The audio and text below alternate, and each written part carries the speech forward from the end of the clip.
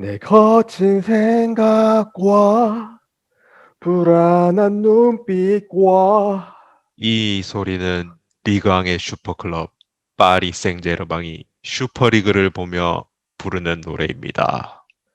PSG가 바라보는 슈퍼리그에 대한 복잡 미묘한 입장 지금 털어봅시다. Quelle est la position du PSG pour le Super League? C'est parti! 리그왕의 진심인 채널 주간 리그왕입니다. 오늘은 초대형 이슈죠. 유러피안 슈퍼리그 창설에 대한 프랑스 현지 반응을 가져와 봤습니다. 네, 이미 해축 기사나 다른 유튜버 분들께서 자세한 이야기를 많이 다루고 있는 이슈죠. 그래서 저희는 채널의 장기를 살려서 리그왕의 슈퍼클럽 파리 생제르맹의 반응을 분석해 보겠습니다. 오늘도 역시 결론부터 깔끔하게 정리하고 넘어가면 뭐가 될까요?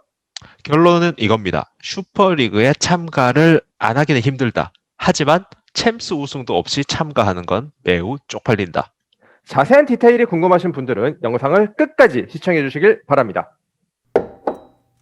오늘은 슈퍼리그에 대한 PSG의 입장을 보면서 이 이슈가 사실 여러 가지 문제가 뒤섞인 정치 문제라는 점을 살펴볼 예정입니다.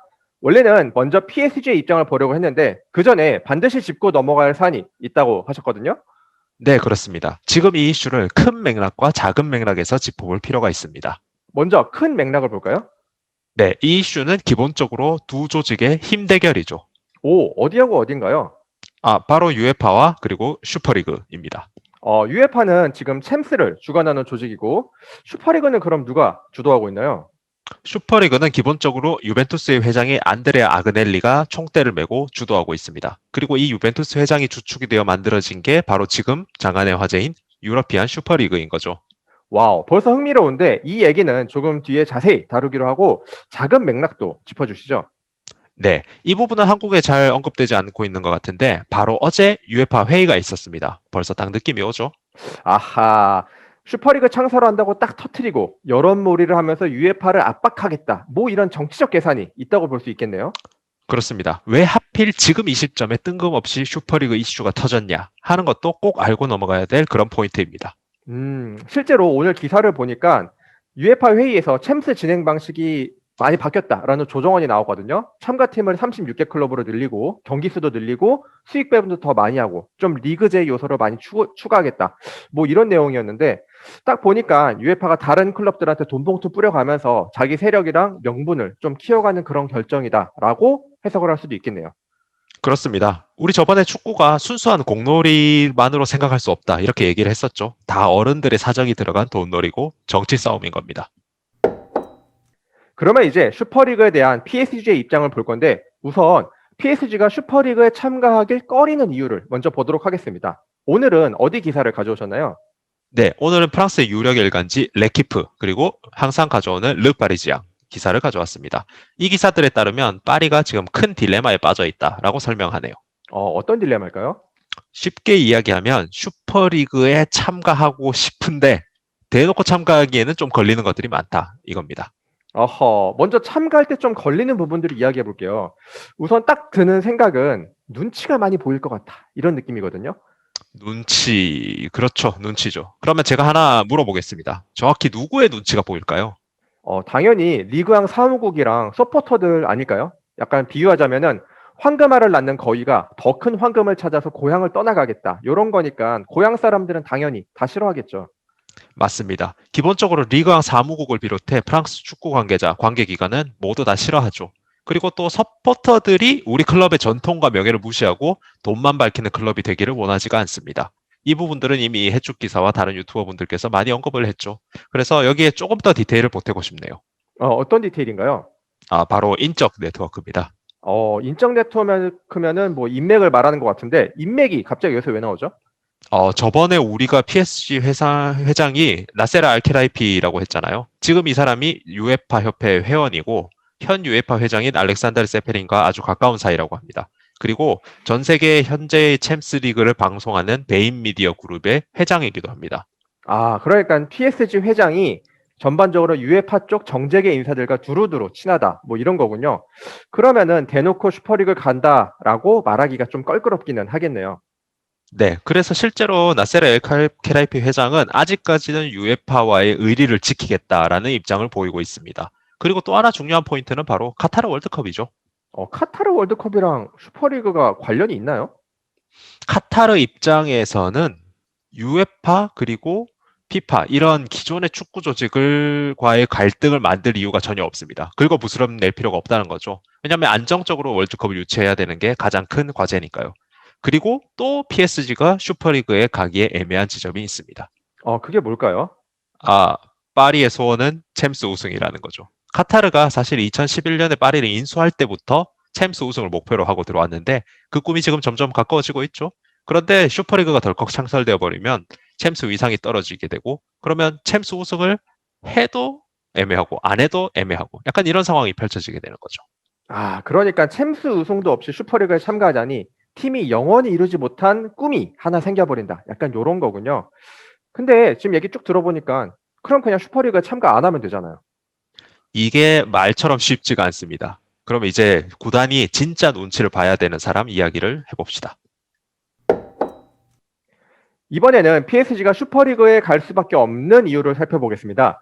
방금 태배지님께서 구단이 진짜로 눈치를 봐야 하는 사람이 따로 있다라는 것처럼 얘기를 하셨는데 그게 정확히 누군가요? 바로 스폰서와 선수단입니다. 스폰서와 선수단이라. 스폰서는 아마 돈 때문이겠죠? 슈퍼리그에 참가를 해야지 빅매치가 많아지니까 티켓 파워랑 중계권 뭐 이런 거에서 더 많은 돈이 모일 거고 그래야지 더 많은 스폰서가 더 비싼 가격으로 PSG와 계약을 하고 뭐 이런 걸 거예요 아마. 정확합니다. 그런데 선수단은 잘 이해가 가지는 않아요. 왜 선수단 눈치가 보일까요?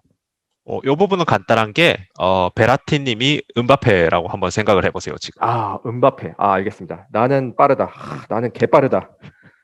네. 그러면 질문 들어갑니다. 욕을 좀 먹더라도 슈퍼리그에서 레바민과 맨날 빅매치 뛰는 토트넘에 간다. 아니면 리그왕 양학 리그에서 로리앙이랑 경기하는 PSG의 의리로 남는다. 당신의 선택은? 확 이해됐습니다. 이건 뭐 당연히 쌉 토트넘이죠. 그렇습니다. 그리고 좀 더 시야를 넓혀서 축구 시장의 현 추세에 대해서도 생각해 볼 필요가 있습니다. 지금 저희처럼 한반도의 25다리 유튜버가 슈퍼리그를 다룰 정도로 이미 축구 시장은 글로벌한 시장으로 확대가 되었죠. 네, 그렇죠. 축구 산업이 유럽 무대에서 이렇게 세계 무대로 커졌죠.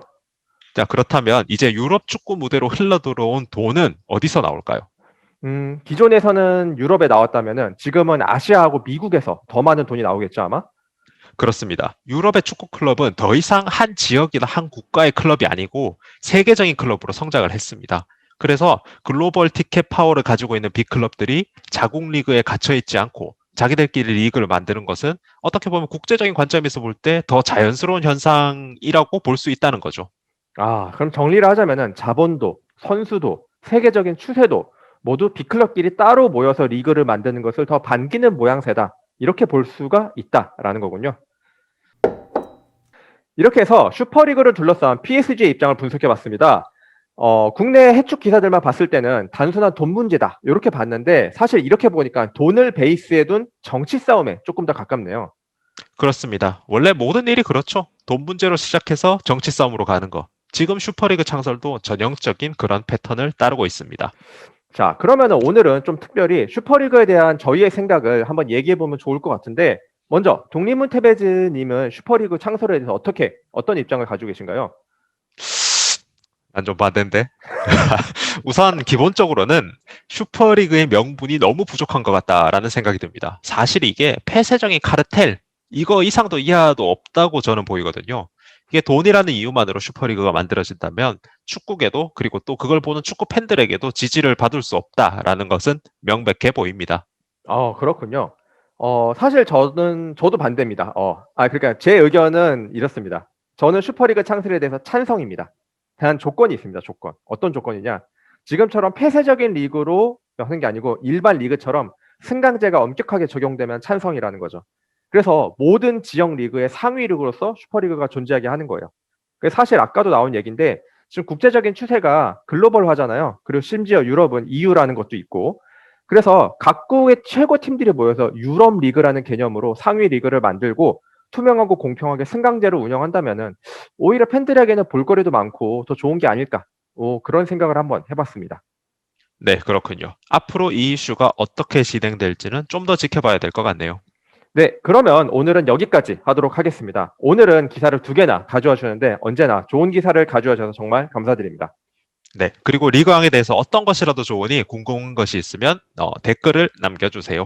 그리고 구독과 좋아요 꼭 부탁드리겠습니다. 감사합니다.